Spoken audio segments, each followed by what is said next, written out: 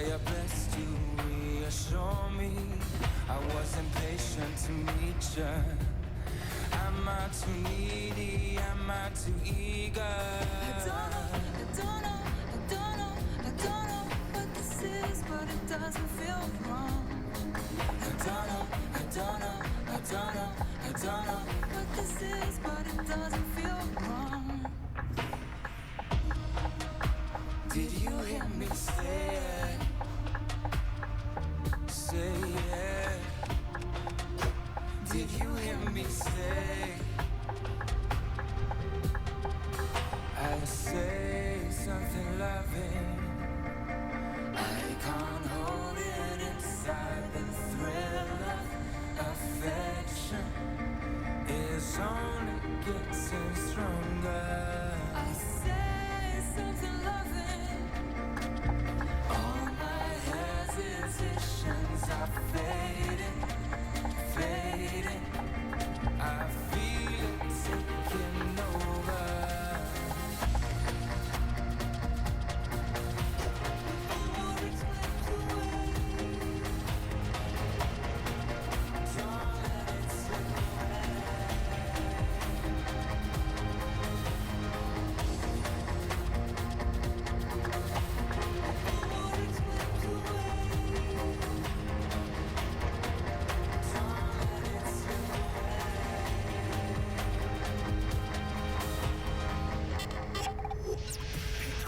Godmorgen, Svende. Jeg var ude at træne i går. Nej, hvor lækkert. Jeg var i mit fitnesscenter og var til sådan noget, der hedder Body Pump. Og så var jeg så nødt til at stoppe, fordi hele min krop bare ryster. Og så kigger jeg lidt omkring. Næsten alle kvinderne omkring mig er højgravide. Og de kører bare på. Ingen pause. Og der havde jeg det så dårligt, for der ligger jeg på gulvet og skaber mig og siger, mit knæ, mit ben, mit lår. Og imens så står de og kører videre og skaber et liv. De står og bærer et helt andet menneske og gør det samme, som du ikke lige... Og jeg kan ikke engang bære 10 kilo. Klub 3 med Svende Lund Jensen og Maria Emilie Præh. Det man hører, er man selv.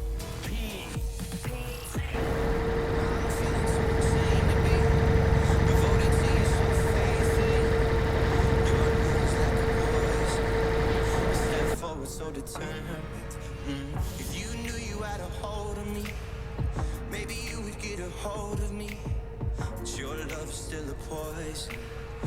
Your love is still a poison. And I'ma sip it up straight, baby, staying up late. Life is too quick to hit stop, replay. All the mistakes I've made, all the mistakes I've made. The timing so damn precious, silence so aggressive. I'm earning all the love that I deserve. My back against the wall, I'm on the floor. No, I ain't gotta lie, but come on, make it higher. I'm earning all the love that I deserve. I'm earning you, and baby, I want more.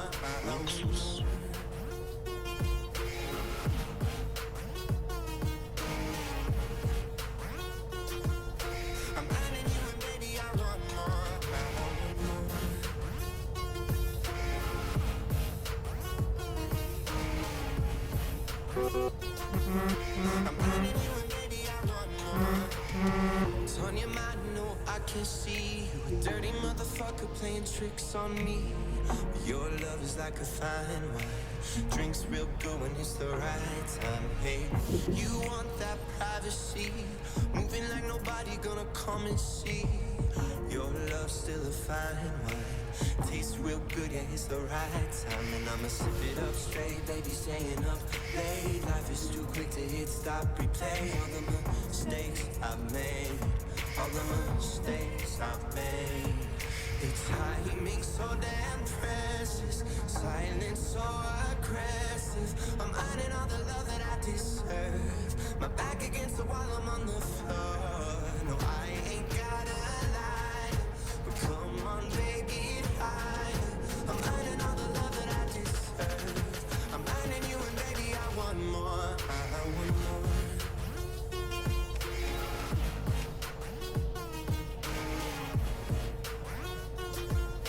I'm earning you, and baby, I want more. I want more.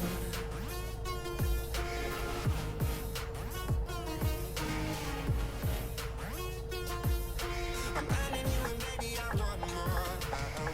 Fabian Masur sammen med Grayson Chance her på Earn It. Og nu er det blevet tid til...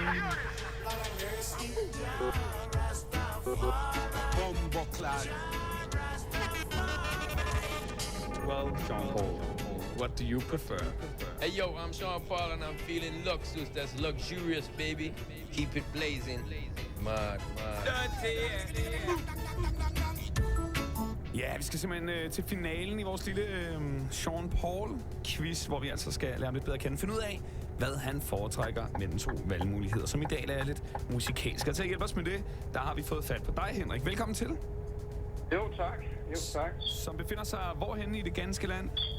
Jeg er på Sydsjælland, næsten Sydsjælland. Og hvad har du gang i? Det lyder som om, der er nogle flasker, der klirrer. Nej, det var mine nøgler her. Jeg har lige fået 4. Jeg har lige trådt ind ad døren. Ja, men så hænger det vel også meget godt sammen, om det er nøgler eller noget andet. Lad os bare sige, det er nøgler. Nå, ja, jamen, det er nøgler. Skål. Det er nøgler. Er det dem, der... Eller har du en fugl, der siger et eller andet? Hvad? Ja, det har jeg så også, ja. Okay, det var den lyd, jeg tænkte på. Hvad er det for en fugl? Det er en undulat. Det er min søns lille undulat. Har den et navn? Ja, den hedder Jackie Jack, fordi så er den dækket ind både på dreng og pige. Og I kender ikke lige kønnet? Nej. Men det er kønspolitisk meget fornuftigt i hvert fald. Der det synes jeg. Kommer ikke nogen kronikker i politikken oven på det navn. Nej, det tror jeg heller ikke. Frit til at vælge. Nå, men Henrik, hvordan har du det med Sean Paul? For det er jo ham, det handler om. Altså, jeg kan godt lide Sean Paul, men det er ikke det foretrukne. Det er det ikke. Hvad er det foretrukne? Jamen, jeg er altså sådan all over. Alt hvad I spiller som sådan, ikke også? Men hvis jeg skal vælge noget ud, sådan, så...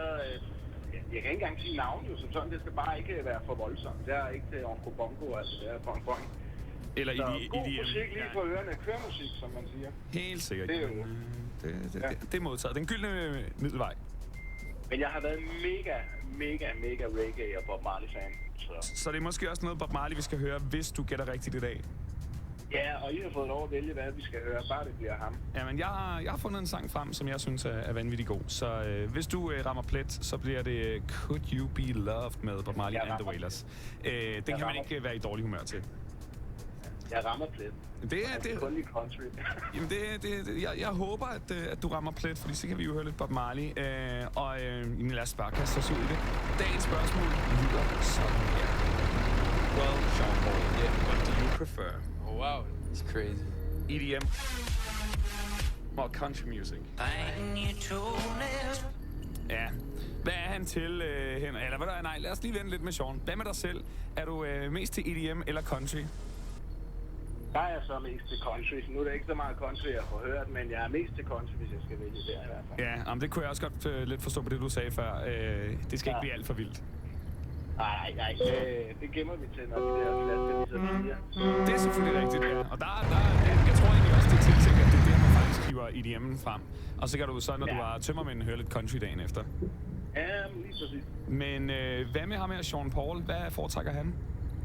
Jeg holder 100% på, at han holder på country. Ja? Fordi at reggae og country, det hænger sammen. Altså, vi har jo haft et kærlighedsforhold i over 50 år, to der, og reggae, det er jo udsprunget af country. Allerede i 50'erne på en radiostation over i Kingston, der begyndte man jo også at spille Claude Gray. Med for eksempel den der I Just Have Another Cup of Coffee. Ikke for Marley lavet om til sin anden single, ikke? Another Cup of Coffee, eller A Cup of Coffee. Jamen, jeg er meget enig med dig, fordi ligesom at countryen er, hvad kan man sige, den fattige mands, folkets musik, folkets stemme, det er reggae'en jo også. Det er... Men der var netop der blev skrevet af, hvad hedder han, hvad var det, han hed, ham der? Jeg kan ikke huske, han hed et eller andet Colin Channer eller sådan noget. Det var i hvert fald en jamaikansk, kritiker, der skrev om, hvordan det jamaikanske folk de blev fuldstændig betaget af sådan noget som John Cash for eksempel, men også af Katia og Bill Spine. Så vi er ikke så... Og det har vi godt haft. Så jeg holder 100% på, hvis han spiser pille, så har man det. Helt sikkert, ja. Det er jo også jamaikansk nationalret, kan man sige. Jamen, hvis du har ret, så skal vi altså høre Bob Marley. hvis ikke, ja, så bliver det tak for nu, og så er der ingen Bob Marley til nogen af os.